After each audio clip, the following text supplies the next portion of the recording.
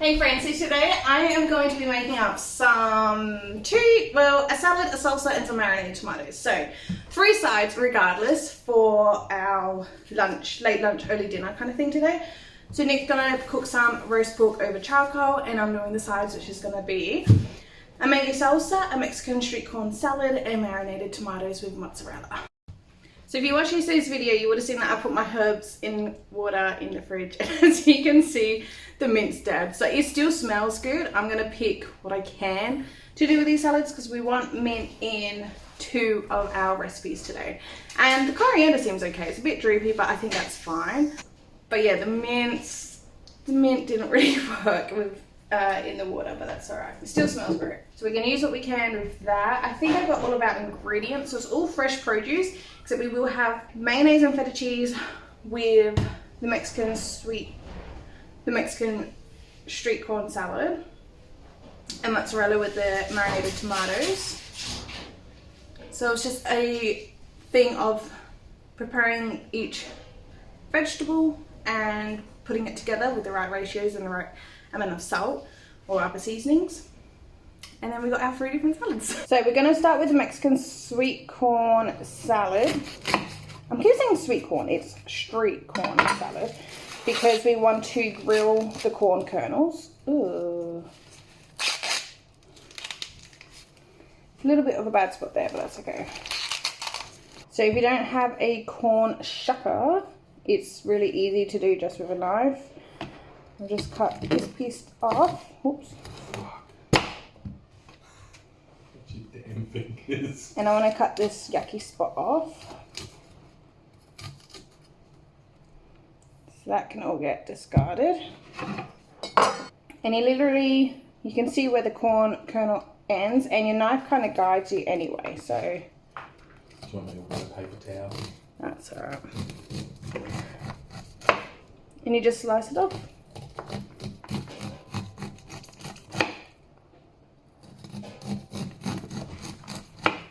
So now just putting all of the corn into a frying pan. We don't need any oil or any type of grease. We'll just let this fry on a medium-high heat until it's nice and toasted. I'm going to put this on the stove now for medium-high heat, and while we are waiting for this to heat up, we'll be able to smell it. We don't need to stir it occasionally. We only need to stir it occasionally. We can prep the next ingredient, which will probably be the coriander. Can I have a suggestion? Yes. Lime zest. Yeah. That's a good idea. I know. Now Nick had the idea of doing some lemon zest, which I definitely agree with. So we are going to zest the lemon. So the recipe does call for some lime juice, and we also need some lime juice for the mango salsa, and then we want lemon juice for the marinade. I didn't say lemon zest, I said lime zest. That's what I'm saying. But you said lemon zest. I don't think I did. Anyway. When you get a bit later. Yeah, it was. Okay, boy. So we are going to use some lime zest in with the corn, because I do think that will definitely elevate the flavours that next level and be really delicious. So before we cut this open to juice, we are going to get the lime zest off. So what I do as well without a zester is just use my box grater on the finer grate, and then I just run my knife through the zest here. So because we are also going to be adding the juice, I think I'm just going to use half of the lime zest, so half of the zest of 1 lime in for this corn recipe, and we'll keep the rest of this zest, so half of the zest of another lime for the mango salsa. Just because I don't want the lime to be too overpowering, but I definitely think this will make it, both recipes, that little bit better. And the corn is sizzling away. So now just got a small, I'm only making a small quantity of each salad, and there's no quantities with these recipes. It's just the ingredients, the flavor profiles that we like and combining them. So if you love things herby, chuck in more coriander, but I'm just going with the ratio of 2 corn cobs. So we just got a bit, and I'm just going to roughly chop it. It doesn't have to be super fine, but fine enough. And then once our corn is ready, we'll take that off the heat and we'll let that cool down completely before we add it to our bowl here with the rest of the ingredients. And I got one garlic clove that's fresh from our garden. That I got out of our storage area, which honestly shouldn't even really be in storage. I really need to process it and get it done, because even this bowl, as soon as I opened it, one of these cloves were going bad. So something I really need to get to, but we're going to finally dice up this garlic and we're just going to chuck it in raw in the salad. So this is how the corn is looking. Most of the colouring is sticking to this pan, which is unfortunate. But there are some toasty pieces on these corn, so that's fine. That's off the heat now to get it cool completely. So feta cheese, this is my current favourite, and it's really great because it's already all diced up for us. So we don't want it to be too overpowering with feta, especially with the amount of corn that we are using. So I'm probably going to use just like, say, a couple of tablespoons. That'd be plenty. Just like that. And normally I do a 50-50 ratio of sour cream and mayonnaise, but I don't have any sour cream, so I'm going to use Kewpie mayonnaise. It's a mixture of both anyway. What's that? Kewpie. What's sour cream and mayo? Is it actually? Huh. Never knew that. So just a couple of... because it was a fucking joke. Oh, so that's not actual true. It could be. I researched it. So I just used, I don't know if you heard, but I said about not having sour cream, so I'm using Kewpie, and then Nick said this is a mixture of the both anyway, like sour cream and mayonnaise is what Kewpie is, and I believed him, but he's just making shit up now. So we got a couple of tablespoons of Kewpie in there, but again, I would rather regular mayonnaise and sour cream, but that's fine.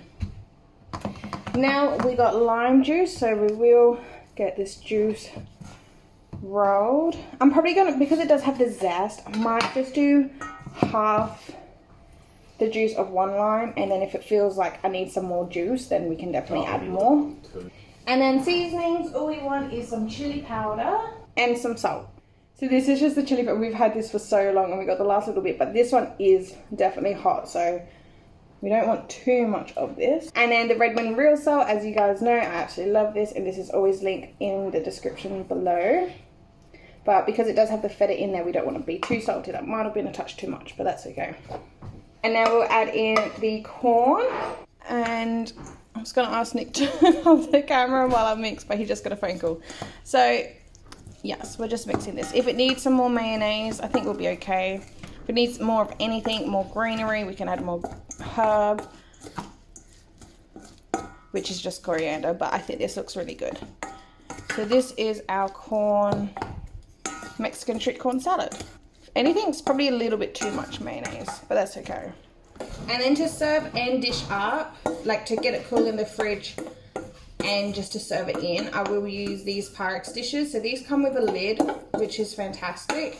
I also have these linked down below too if you wanted to check them out. But I do believe, the last time I checked out these Pyrex dishes are cheaper at Woolworths when they're on sale at Woolies than they are on... Woolworths doesn't support you.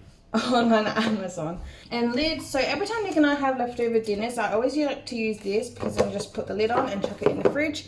And then of course these lids can't go in the oven, but then it can go straight from the oven to the fridge. So there we go, that is our first salad, the Mexican street corn salad.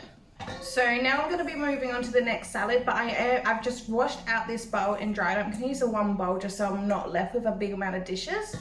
And then I just, with a paper towel, wipe down my knife and my board. A lot of the ingredients are the same, so it's fine, like a little bit of herb or whatever gets into the next dish, because we'll do the mango salsa now, which is mango, red onion, capsicum, coriander, mint, salt and lime juice. And then that's where I'm going to add in the rest of this lime zest as well, and then I'll do the other half of the lime juice, so that kind of saves us a whole lime. So starting with the mango, I'm just going to cut down the cheeks. And what I will do as well, I'm going to just take the rind off of the mango, and then I can give Nick the pit to suck on. Because mango definitely does not get wasted in this house. It's one of our favorites, but I don't really feel like it right now, to be honest. Haven't had this variety of mango before. It's called Kent mango. It smells absolutely stunning. And because it's a nice salsa, we are going to make kind of small, nice bite-size score lines, and then we'll use a spoon to scoop it out. So I'll just go ahead and do the score lines on all of the slice pieces of mango here.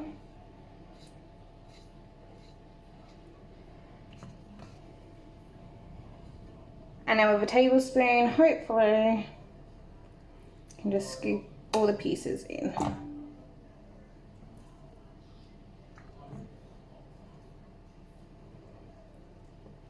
Okay, so we got our mango. We will add in the rest of this lime zest and red onion. We'll just do a bit of red onion, not too much. This is a strong onion. So we'll just add this into a bowl. So we got the mango red onion. So we want capsicum and then the coriander and mint and then salt and lime juice. So I think capsicum, again, just do a piece. Again, like I'm not making, oh my eyes, I'm not making a big amount of either of these salads. So I'm literally just gonna, oh, I'm crying. Just do this one piece of capsicum and do that nice and fine as well. That in here as well. Same amount of coriander as the other salad. So I'll just grab a piece like this and finally chop that up.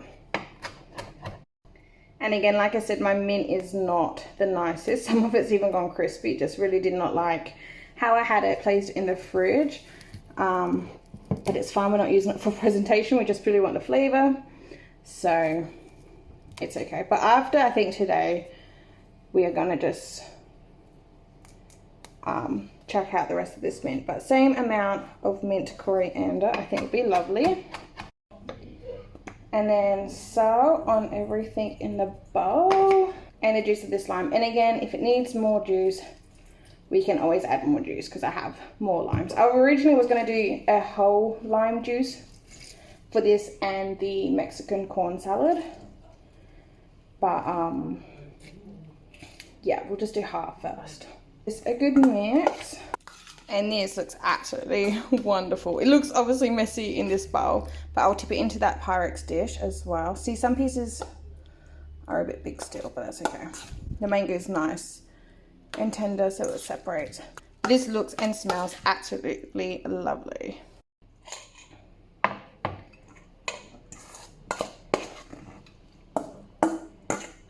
Alrighty, so second one down, one more to go. So now with this final one is marinated tomatoes. We're gonna do the same thing. I just rinsed out this bowl. I didn't even have to wash it out. I should have done the corn one last because I had the mayonnaise, but that's fine. So what we're gonna do is slice down these tomatoes. Gosh, this knife's getting blunt already. Well, it's all personal preference. I like them nice and thin. Oh, I need a new knife. Oh, this one's much better. So yeah, I like to try and do them nice and thin. And I do have 6 tomatoes here. I also much prefer this because I'm not a fan of raw tomatoes. And honestly, I probably should have a glove on because the tomato juice severely irritates the skin on my hands, but that's okay. We will, I've come too far now, we'll be fine.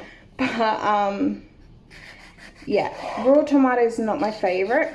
So the heirloom tomatoes is much nicer for me. I still wouldn't eat it just straight. It needs lots of flavor. That's why I love this marinated tomato recipe. And normally my favorite way, we done this at a picnic. Me, Nick, and our friend and her daughter had the marinated tomatoes, and we put lamb chops on the barbecue.